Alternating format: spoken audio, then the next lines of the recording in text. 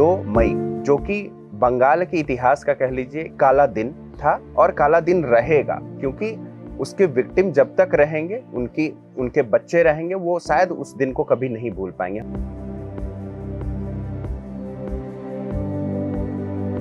पिताजी को जो मार रहे तो उस तरह मेरा साथ जो दुष्कर्म हो रहा था वो अपना हमारा जो साइड में एक रूम था उधर, और पिताजी को साइड में दूसरे रूम में मार रहे थे। हमको सुनाई दे रहे थे कि पिताजी को मार रहे हैं। पिताजी को पता चल रहा था मेरा बेटी के साथ दुष्कर्म हो रहा था। তখন টিএমসি পার্টি, তখন তাদের কথা চলছে, আমাদের কথা কেউ শুনেনি। আমরা থানায় গিয়েছিলাম, থানাতে কোনো রিপোর্ট নেয়নি।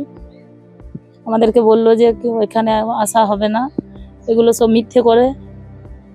রেজাল্টের দিনে 2 তারিখে বেলা 2টোর সময় আমি ঘর থেকে মানে 2টোর সময়, কিন্তু ওরা যখন আমার বাড়ির দরজা দিয়ে পেরিয়ে যায় টিএমসির লোকরা, তখন ওরা বলে যায় যে আমরা আসছি, দাঁড়া, আমরা সবাই মিলে তোকে ছিঁড়ে খাবো, এরকম বলে গেল, হুমকি দিয়ে গেল। ফুলুর ছেলে আর একজন ছিল জালুর ছেলে, আর একজন ছিল ওই হৃদয় শেখের ছেলে, আর একজন বাছাই শেখ। হ্যাঁ শেখ, সব শেখ টাইটেল। ये सब शेख थे। হ্যাঁ সব শেখ, सब मुसलमान। হ্যাঁ সব মুসলমান।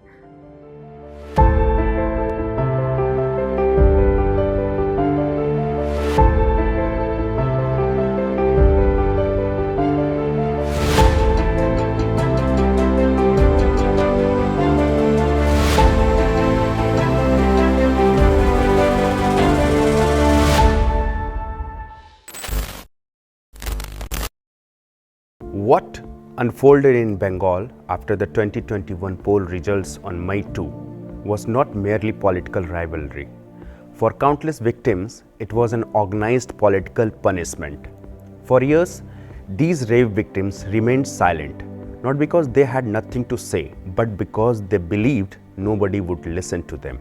मुझे आज भी 2021 का मई का महीना याद है, जब चुनाव के परिणाम आए और उसके बाद अमूमन तौर पे लोग आपको फ़ोन करते हैं उस जीत या हार के बारे में बताने के लिए, लेकिन वो दिन अलग इसलिए था क्योंकि लोग चुनाव परिणाम की बात नहीं कर रहे थे।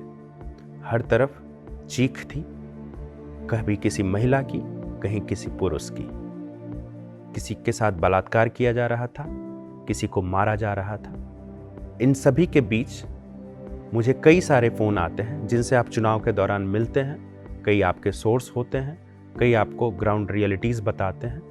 उनमें से कई लोगों के फ़ोन मेरे पास आए और सबके मुंह से सिर्फ एक ही कहानी सुनी जा रही थी कि उनके साथ हिंसा हो रही है, उनकी बहु बेटियों के साथ दुष्कर्म किए जा रहे हैं। कहीं किसी महिला का बलात्कार उसके 9 साल की बेटी के साथ किया जा रहा है, कहीं किसी नानी का बलात्कार उनकी नातिन के सामने किया जा रहा है।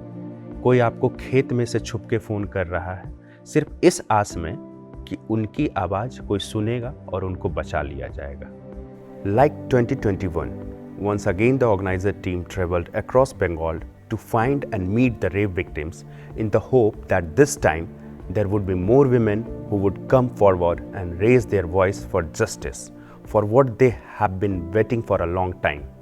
What follows are testimonies, first-hand accounts of women who paid a heavy price for their political choices, their Hindu beliefs, or simply their refusal to surrender to Mamata Banerjee Trinamool Congress.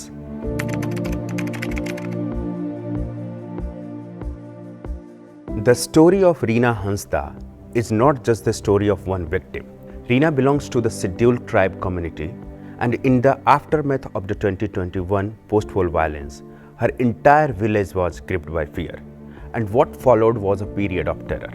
Several women in the village were subjected to rapes, and Reena suffered the worst. হয়েছিল 2021 সালে। The incident took place in the year 2021 when miscreants attacked our village.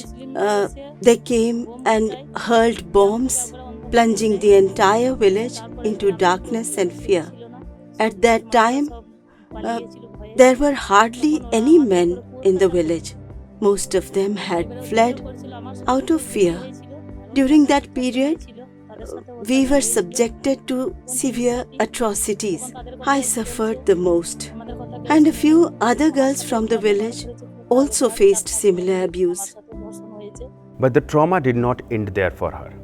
After all that she went through, her family approached the police seeking justice, but they were turned away. We went to the police station to lodge a complaint, but the police refused to register our report. We were told not to come there with what they called false allegations. And even when Reena was taken to a hospital, she did not receive proper treatment. When I was taken to the hospital, I was unconscious. I did not receive proper medical treatment. My parents were crying because I was not being treated properly. Even the doctors failed to provide me with adequate care. We were threatened that if we reported the matter anywhere, they would come to our house and kill all of us. Out of fear, my parents could not speak about the incident to anyone. Therefore, we remained silent and could not approach anyone for help. We were too frightened to even go back to the police station. We received threats day and night. Only the women remained in the village for nearly 6 months while the men were away. The men recently returned after months away for work or in hiding. Speaking publicly for perhaps the first time, she said she wants only one thing, and that is justice. She was not asking for any compensation. She was not asking for sympathy, but she wanted accountability. That is why I want those miscreants to be punished. No one is willing to speak out because of fear. I have finally found the strength to share my story. I urge the Honorable Chief Minister to ensure that those responsible are punished. Those who came that night terrorized everyone. I could not identify most of them clearly. I know only one name, Khala Papuri Kajal Sheikh. He was the main person behind everything. Whatever he said was carried out. I don't know how many men were involved. I did not move around outside much, so I could not recognize their faces properly, nor would I be able to identify them now, as their faces were covered with cloth. They forcibly took me away from my home. This is all that I wish to say. Those responsible must be punished. I do not seek anything else. 5 years after the violence that followed the election results, one phrase still echoes in Ragini Mete's memory. Like many of the victims we met in Bolpur, Ragini's story begins on the night of election results. হ্যাঁ মানে রেজাল্টের দিন যেদিন আমাদের মানে রেজাল্টটা বেরোয় 2021-এ 3 তারিখে তখন I was working as a polling agent at a booth. Afterward, I returned home. That night, all the family members were sleeping in the room adjoining the veranda. My 2 sons, my husband, and I were sleeping there. It was around 9:30 to 10 p.m. I had already fallen asleep. Suddenly, a group of people arrived at our house. They broke down the door and forcibly entered. They were carrying large sticks, batons, and other weapons. They started beating us, saying, "You support the BJP." The injuries were severe enough to leave her requiring medical treatment for a long period afterwards. But the main target, she said, was her husband. They assaulted us and pushed us around. During the attack, my sari was torn. They beat me mercilessly. The injuries were so severe that permanent marks were left on my legs. I had to take medicines and seek medical treatment. They also beat my husband brutally. My children were screaming and crying. My mother-in-law was also crying and pleading for help. The attackers repeatedly tried to drag my husband out of the house. On one side, I was pulling my husband towards me. On the other side, they were trying to take him outside and kill him. Somehow, I managed to hold on to him and save him. After some time, they finally left. Before leaving, they destroyed our bicycle. Not only this, they damaged the asbestos roofing of the house.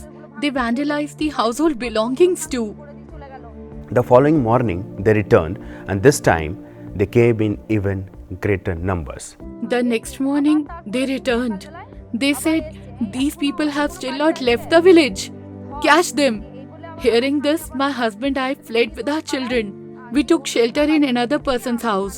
My husband bolted the door from inside. Soon afterward, another group of around 50 to 100 people arrived.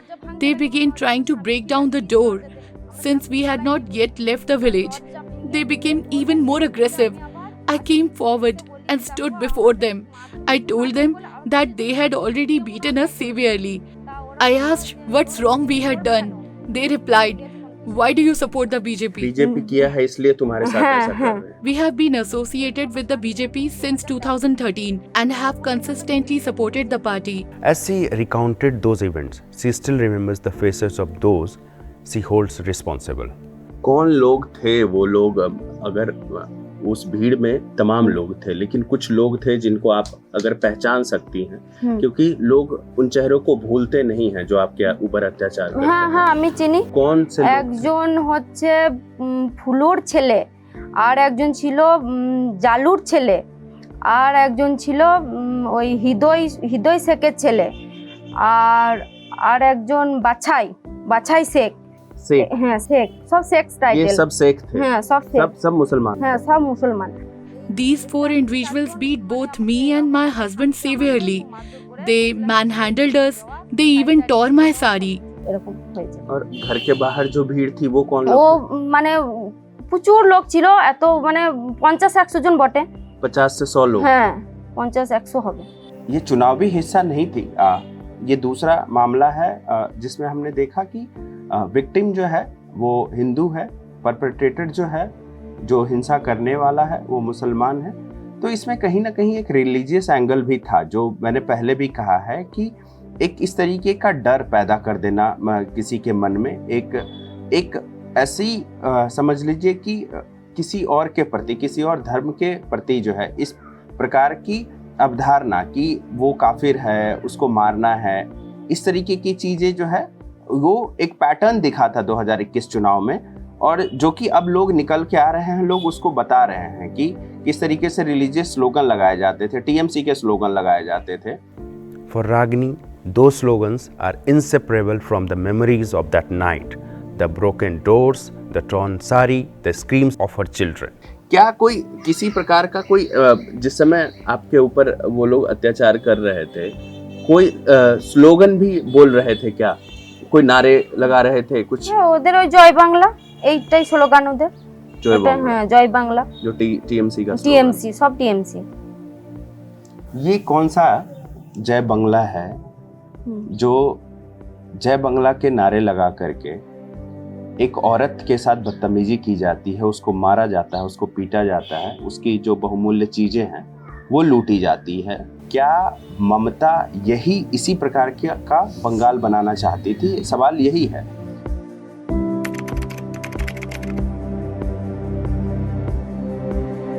By the time the organizer met Rituparna in Bolpur, we had already listened to several victims of the post-war violence, and every story was the same. But Rituparna's testimony stands apart for one reason. The people who attacked her had warned her beforehand that they would come, and when they finally did, they left behind a message that still haunts her family 5 years later. ভোটের দিনে আমি 118 নম্বর বুথে polling এজেন্টও On বসেছিলাম। polling day, I served as a polling agent at booth number 118. I helped conduct the polling process. Even on the day of voting, I was threatened. I was told that my house would be destroyed and my husband's legs would be broken. These threats were made while I was going to vote and also when I was returning home. Earlier, I had also been threatened with rape. However, on that particular day, although I returned home alone late in the evening, nothing happened. There was an elderly woman whom we called Auntie, and I spent that night at her house. I stayed there the following day as well. On the day the election results were declared, 2nd May, I left my house at around 2 p.m.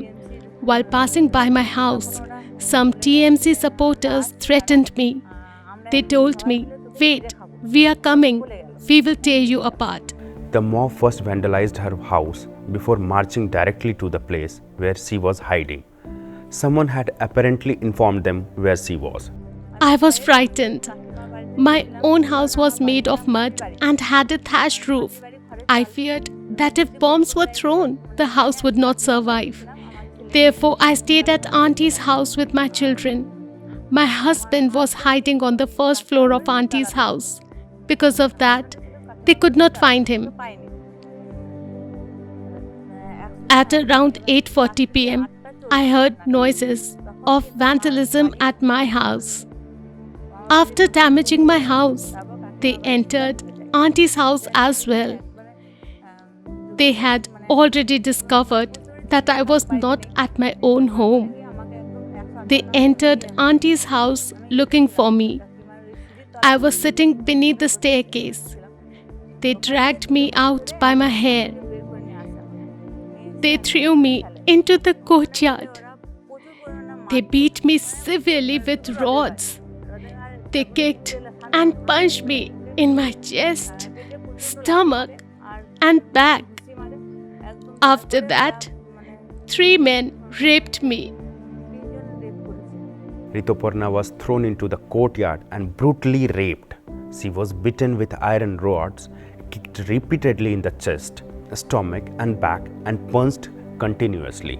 3 लोग rape कर रहे थे और बाकी लोग मार रहे थे. Yes, they beat me so badly that my hip joint was broken.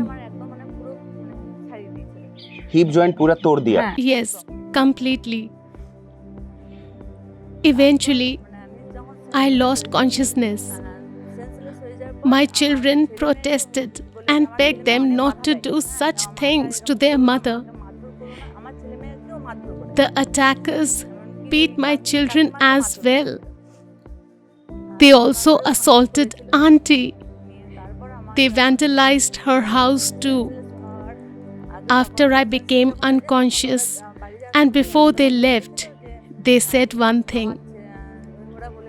One of them took out a sharp weapon, Bhujali, and said, "We should kill her so that she can never speak about this." अगर मुंह खोलोगी किसी को बताओगी तो मार देंगे, जान से मार देंगे, मर्डर कर देंगे. Yes, my children pleaded with them, saying, "Our mother is already dead. She will not tell anyone anything. Please leave." They believed that because I was unconscious, I might already be dead. After they left, my husband came downstairs. My family members carried me into a room. My husband called many people for help. Some answered the calls while others did not. The attackers did not allow even a single vehicle to enter, not even e-rickshaws. We could not establish contact with anyone who could help us. The first thing they had done was snatch my mobile phone. When they entered the house, I was speaking on the phone with Das, asking him to help save us. They snatched my phone and put it in their pocket. One detail from Rituparna's account offers a chilling glimpse into what happened. Just before the attackers entered the house, she had been speaking on the phone, and when the attackers arrived, they snatched the phone from her. However, the call remained connected. Das could hear everything that was happening. He did not disconnect the call. He heard the sounds of the attack. Eventually, when the violence became unbearable to listen to, he may have disconnected the call. That night, we somehow returned home. The next morning, at around 10 a.m., nearly 50 people came again. They threatened us once more. They said that if we opened our mouths and spoke about the incident, the same thing would happen again. They threatened to kill all of us. They threatened to murder our children. They repeatedly told us to leave the village. They kept saying, but they also told us that wherever we went, we should inform the TMC leadership of our whereabouts. If Rituparna's testimony tells the story of a victim, her husband's testimony tells the story of helplessness. अगन का हो जाएगा, अगन का बाद हम तो सब कुछ चल जाएगा. छोटा लड़का लड़के का बोल गया बाबा हमारा नहीं था कि वो तो बोल रहा है जे ग्राम छोड़ देगा. हाँ ठीक है. And when the attackers finally left, his children told him what had happened that day. His daughter was only 11 years old when Rituparna was raped. First, they took us to Ranipur. There were two people there, Kartik Chaudhary and Somnath Ghosh. When we reached Ranipur, they told me, "Sit here."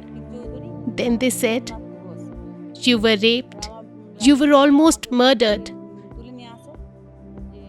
You must do exactly as we say." They instructed us on what to write at the police station. Specifically, they sat us down and dictated the exact words they wanted in our statements to be written. ये कौन police वाला बोल रहा है कि हम जो लिखेंगे हाँ। वही आपको बोलना है? ना सुब्रत भट्टाचार्य। अच्छा, हाँ। टीएमसी का नेता। टीएमसी का नेता। He told us, "You will write exactly what I tell you." Along with him was Bidhan Chandra Majhi. Bidhan Chandra जो लोकल एमएलए। हाँ। अच्छा, हाँ। टीएमसी के। हाँ আমাকে আমি वो বাদ थाने में थे। हाँ जो विधान जो थे, विधान चंद्र जो है वो थाने में मौजूद थे। Yes, he was there. He was there nearby. Afterwards, at the party office, Bidhan Chandra Majhi, Somnath Ghosh and Subrata Bhattacharya all met us. They asked us what had happened. We told them whatever had happened. Then they said, "If what you are saying is true, why are you not getting justice?" They told us, "You will not get justice." They said, "What if something happens to your husband? What if he's murdered?" My son studies at Nanur Boys School. My daughter studies at Nanur Girls School. They told us, "Your children will face problems going to school." They asked, "Will you be able to face all these dangers?" At that time, I said, "I cannot tell lies."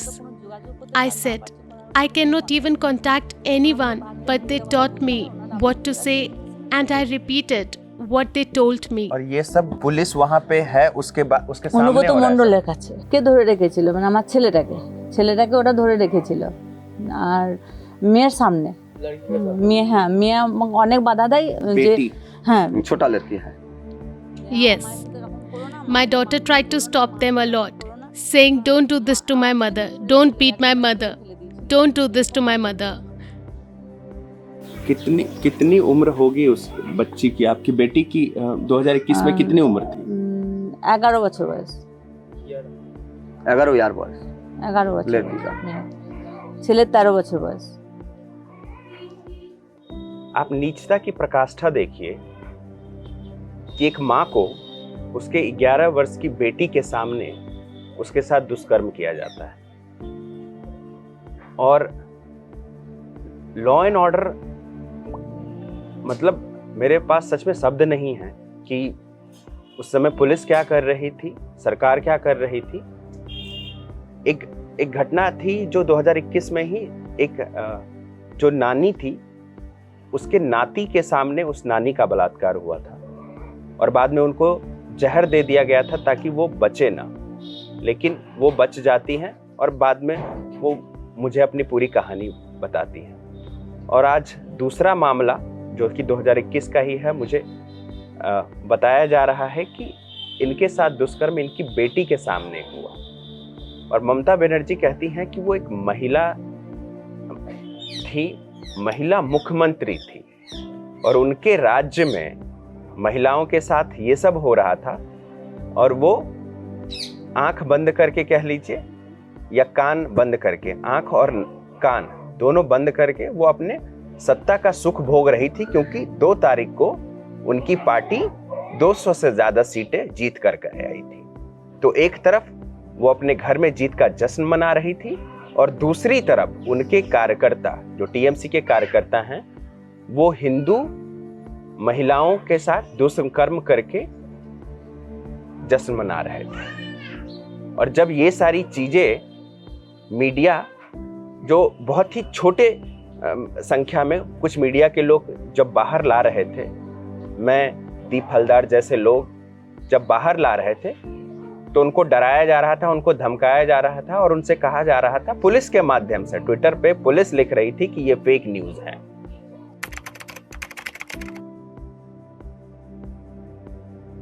Sarmila was an active BJP worker in 2021. She campaigned for the party and managed social media activities during that election.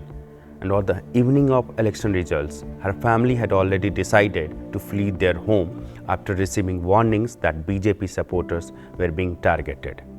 2002 में जब शाम को करीब 7:30 से 8 बजे करीब, तो उस समय मेरा पिताजी मैं भागने की जो सोच रहे थे, तो उस समय अचानक से बारिश हुआ था। तो इसी बारिश के वजह से हम लोग थोड़ा वेट कर रहे थे। तो वेट करते करते हम लोग सोचे कि कुछ समय वेट कर लें, उसके बाद निकल लेंगे। तो उससे पहले किसी का कॉल आया था हमारे पास। तो कौन कॉल किया था तो हमको नहीं पता, अननोन नंबर से, वो हमारा पार्टी का ही होगा। तो उसने बताया जो घर में है तो निकल लो। मैंने सोचा ठीक है, पिताजी को बोला। तो बारिश के वजह से 10 से 15 मिनट रुके थे घर में। तो हमने सोचा बारिश थम जाएंगे तो निकल जाएंगे। तो उसी 15 और 20 मिनट के अंदर अंदर जो हमारा घर के जो पीछे तरफ जो दरवाज़ा है, उसी दरवाज़ा से हमारा जो टीएमसी, मतलब हमारा पड़ोस में रहते हैं वो लोग टीएमसी करते हैं, और वो लोग अचानक से अंदर घुस गए। मतलब पहले हमने आवाज़ सुनी थे, लेकिन हमने सोचा कि हमारा ही घर बार है कि अड़ोस पड़ोस कोई होगा, यही सोचा था। तो जब छान के देखा तो देखा टीएमसी वाला घुस गए। उसके बाद मतलब हमारा पिताजी जो थे उसने सामने गया, मुझे पीछे कर दिया। तो उसके बाद पिताजी को बताया तेरा लड़की कहाँ है, मतलब तेरा बेटी कहाँ है। तो पिताजी को पता चल गया। तो पिताजी ने बोला जो बोल रहा है हमको बोलिए, बेटी से क्या मतलब। तो जो टीएमसी का जो लीडर था तो उसने बोला कि तेरा बेटी से ही तो मतलब है। तो उसके बाद पिताजी ने हमको ऐसे हाथों से इशारा किया साइड हो जा। हाँ, तो मतलब हमारा 2 दरवाजा थे, एक सामने की तरफ एक पीछे की तरफ। तो सामने की तरफ जो दरवाजा तो पहले से हमने 2 तरफ से लॉक कर दिया था डर के वजह से, और पीछे के दरवाजे से निकलने के लिए वो खुला था। तो हमने अपने रूम में गए।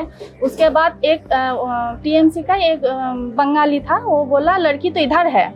क्या नाम था उसका, पहचानते हैं उसको? हाँ, हमारा गांव का ही है। क्या नाम है उसका? उसका नाम है रघुदे जी। तो हमने सोचा तो हालत खराब होने वाली, तो हम अपने घर रूम में जो सोते उधर चले गए। उसके बाद पिताजी को इधर से उधर खींचातानी किया, मतलब इधर लेके गया उधर लेके गया, कई बार मारा भी है। रिवॉल्वर के जो पीछे की हिस्सा है ना, उसी हिस्सा से पिताजी को सर पे वार किया। तो मतलब जो जिस तरह से वार किया उसी हिसाब से डर के वजह से ज़्यादा मेरा पिताजी गिर गए। तो हमने सोचा कि हमको निकलना चाहिए। तो मैंने भी 2-4 थप्पड़ लगाया था, लेकिन हमको पता था ये थप्पड़ सुनकर उनसे हम कुछ नहीं कर पाएंगे। तकरीबन कितने लोग थे या अकेला? हाँ, जो बंगाली लोग थे वो सब घर के दरवाजे के बाहर थे, मतलब वो लोग देख रहे थे कि हम लोग हैं। और जो मुस्लिम लोग थे टोटल 7 लोग थे अंदर। And among those who entered the house was Mamun Sheikh, whom she identified as a TMC leader and deputy pradhan of that area. 7 मुसलमान थे जी, सब के सब मुसलमान थे। उन सबको पहचानती हैं? हाँ, हम सब पहचान लेंगे। नाम बता सकती हैं उनके? हाँ, बता सकते हैं। बताइए। मामून शेख तो पहले था, और उसके साथ एक नाम उसे समय नाम लिया था, वो हसन नाम लिया था। हसन को मैंने कभी नहीं देखा। और उसके साथ और भी साथी थे, लेकिन वो लोग तो टीएमसी के थे, तो इसी हिसाब से हम उन लोगों को नहीं पहचानते। और मामून शेख जो है वो टीएमसी का लीडर थे, मतलब हमारा जो पंचायत है, पंचायत का उप प्रधान है, तो इसी हिसाब से हम उसको पहचानते हैं। What followed is one of the most disturbing narrations to emerge from the post-war violence. While her father was being beaten in one room, Sarmila was being raped in another. पिताजी को जो मार रहे थे, उस तरह मेरा साथ जो दुष्कर्म हो रहा था वो हमारा जो साइड में एक रूम था उधर, और पिताजी को साइड में दूसरे रूम में मार रहे थे। हमको सुनाई दे रहे थे कि पिताजी को मार रहे हैं। पिताजी को पता चल रहा था मेरा बेटी के साथ दुष्कर्म हो रहा था, तो उसी हिसाब से पिताजी भी कुछ नहीं कर पाए, और हम भी तो आप समझ सकते हैं तो मेरा साथ जो दुष्कर्म हुआ है तो उस समय हमने भी कोशिश की थी अपने आप को बचाने के लिए। तो उसी मतलब इतना लोग हो गए थे, बाहर भी अंदर भी 7 लोग, तो उसी हिसाब से हम कुछ कर नहीं पाए। कोई बचाने के लिए नहीं आया? नहीं, कोई बचाने के लिए कोई नहीं आया। तो उस समय तो जो अगर हेल्प के लिए किसी को बुला भी लो तो उस समय कोई आता नहीं था। अगर उसके मन में है हमको हेल्प करना चाहिए, फिर भी वो डर के वजह से नहीं आ पाते थे, क्योंकि उस समय का जो स्थिति है, हालात है, ऐसे ही थे।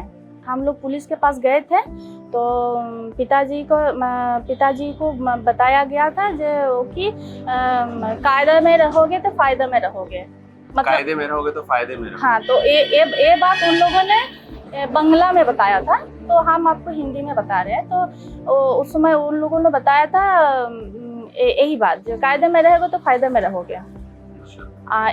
ये भी बोला था কুমিরের সাথে জলে থেকে কুমিরের সাথে লড়াই। क्या मतलब? जले থেকে কুমিরের সাথে लड़ाई, मतलब पानी के अंदर रहते हुए भी मगरमच्छ के साथ लड़ाई। अच्छा, ये जो कहावत है कि पानी में रह के मगरमच्छ से हाँ, तो मगरमच्छ यहाँ पे टीएमसी। हाँ, तो पुलिस वालों ने एफआईआर लिखी? नहीं लिखी। क्या कहा पुलिस ने? वही बात बोला, अगर भला चाहते हो तो चुपचाप रहो, घर में चले जाओ। बोलपुर थाने में? शांति निकेतन थाने में। उस समय ओसी था कस्तूरी मैडम ओसी थी, महिला थी। हाँ। देखिए, एक महिला ओसी थी। यहाँ पे जैसे अन्य राज्यों में आईओ होता है, उसी तरीके से यहाँ पे ओसी होता है जी। और एक महिला ओसी होने के बावजूद भी एक बलात्कार पीड़ित का एफआईआर पुलिस ने नहीं ली। ये दिखाता है कि क्या माहौल था 2021 में, और ममता की पुलिस किस प्रकार से जो पीड़ित थी, जो पीड़िता होती थी या कोई भी जो विक्टिम होता है, उसको और कैसे डराती थी। इस तरीके के बात कहे जाते थे कि पानी में रह के आप मगरमच्छ से बैर नहीं कर सकते हैं। ममता के राज्य में, बंगाल में रह करके आप जो है ममता के खिलाफ नहीं बोल सकते हैं। यही। As we continued speaking to Sarmila, another horrifying chapter emerged. She told us that this was not the first time she has been targeted.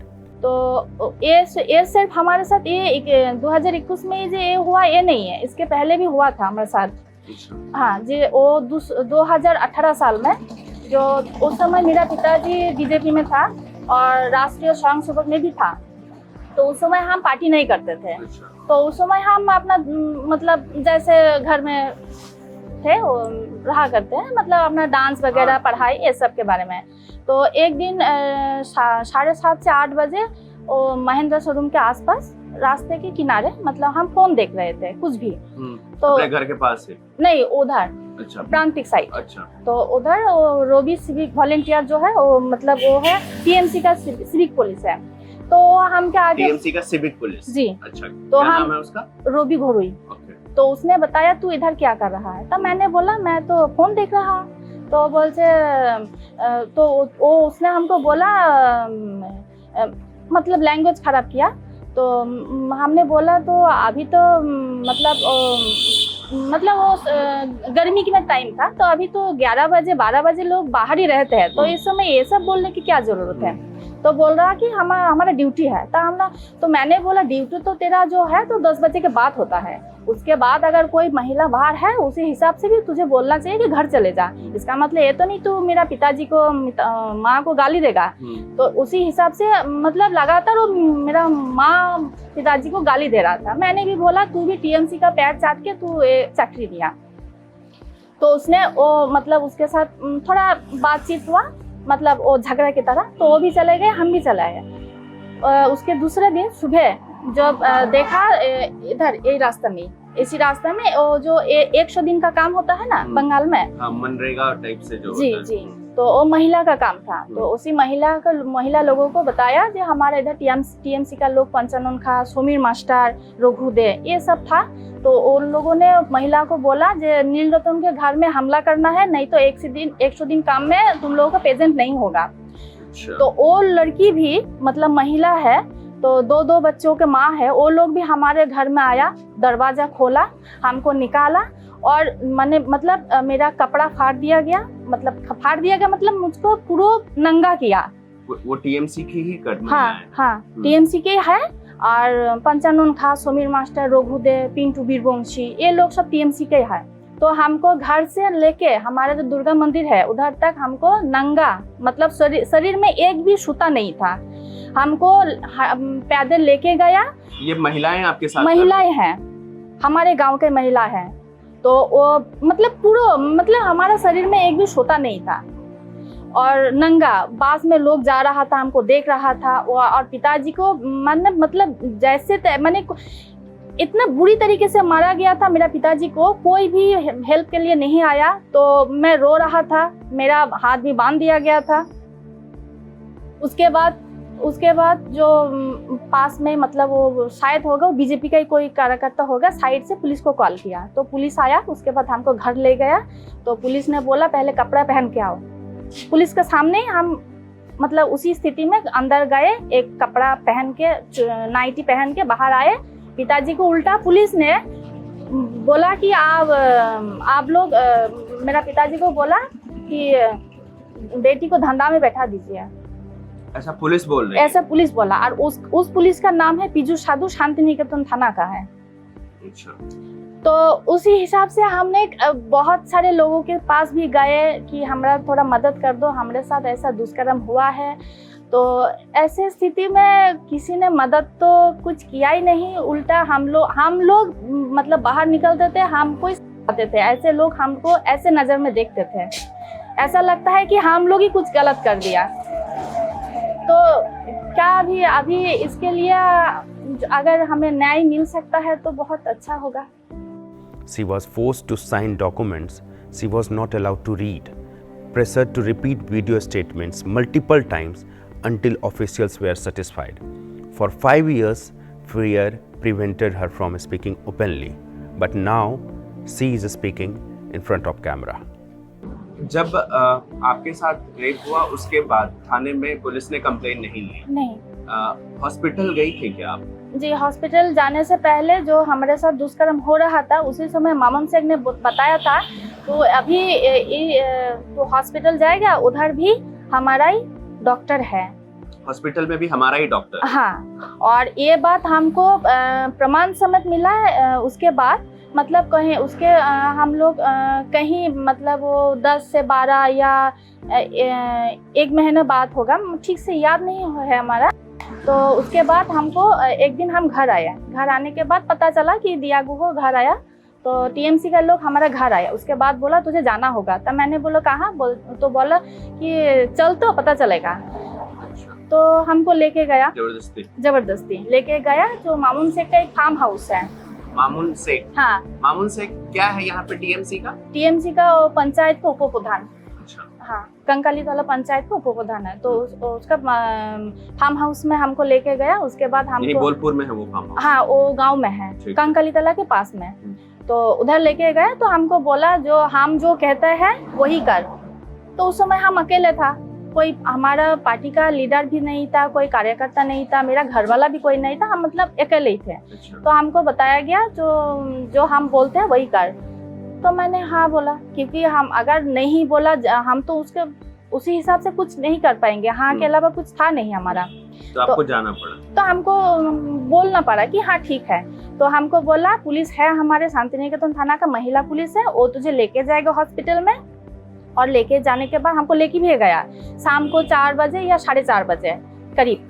तो हमको लेके गया। तो ले जाने के बाद हमको एक डॉक्टर आया, लेडीज डॉक्टर, उसने बताया क्या हुआ। तो हम जो शांति निकेतन थाना का जो पुलिस महिला पुलिस है उसने कुछ बताया होगा, हमने सुना नहीं, हमको थोड़ा सा साइड कर दिया था। तो हमरा एक फोटो लिया मोबाइल में, लेने के बाद वो कागज़ में कुछ लिखा है। लिखने के बाद उसके बाद हमको पता चला कागज पर्ची डॉक्टर ने पुलिस महिला को दिया। तो बाद में पता चला मेडिकल रिपोर्ट का उन लोगों ने अपने हिसाब से बनवा लिया। Fake medical report? Fake medical report, वो तो था मेडिकल रिपोर्ट। उसके बाद ये मेडिकल रिपोर्ट बनवाने के लिए पहले हमको एक वकील के पास लेके गया, वो बोलपुर कोर्ट के पास ही है। तो उधर लेके गया, उन्होंने पहले एक सादा कागज में कुछ लिखा हुआ था, तो हमको पढ़ने के लिए नहीं दिया। उसके पढ़ने के पहले इसमें वो लिखा था हिंदी में, बंगाली में, नहीं, इंग्लिश में लिखा। हाँ, उसके बाद हमको बोला इधर सिग्नेचर कर। तो एक कागज में हमने सिग्नेचर कर लिया। उसके बाद एक ब्लैंक कागज दिया था, सादा था, तो उसने बताया ये नीचे सिग्नेचर कर। तो मैंने उसमें भी सिग्नेचर कर दिया। तो सिग्नेचर पहले करवा लिया गया, उसके बाद उन लोगों ने अपने हिसाब से बात लिख लिया। जो अंग्रेजी में लिखा हुआ था उसको आपको ध्यान में है कि क्या लिखा हुआ था उसमें? नहीं था। वो था, वो कागज बनवा लिया। उसके बाद हमको थाने में ले गया 2 दिन या 3 दिन बाद। तो उधर लेके जाने के बाद हमको बताया कि कस्तूरी मैडम ही वीडियो बनवाया था, जो ओसी थे। हाँ, ओसी थे, और देवाशीष पंडित था उस समय का। मतलब वो कौन सा ऑफिसर तो मुझे नहीं पता। देवाशीष पंडित और कस्तूरी मैडम, उन लोगों ने वीडियो बनवाया था। तो उन लोगों ने जो बोलने के लिए पहले हमको बता दिया था, तुझे ये बोलना होगा कैमरा के सामने। तो मैंने बोला ठीक है, बता देंगे। तो जो बोला था 10 बार वीडियो बनाया। उसके बाद डिलीट करने के बाद 10 बार? हाँ, क्योंकि मैं डर रही थी। उसको साफ पता चल रहा था कि ये लड़की डर रहा है। कैमरा के अंदर अगर वीडियो बनाने के लिए अगर डर रहा है तो पता चलेगा। तो 10 बार डिलीट करने के बाद फिर जो 11 बार में जो वीडियो बनाया है, 10 होगा या ज़्यादा कम भी हो सकता है। तो उसके बाद जो ठीक लगा वो वीडियो उन्होंने सेव कर लिया।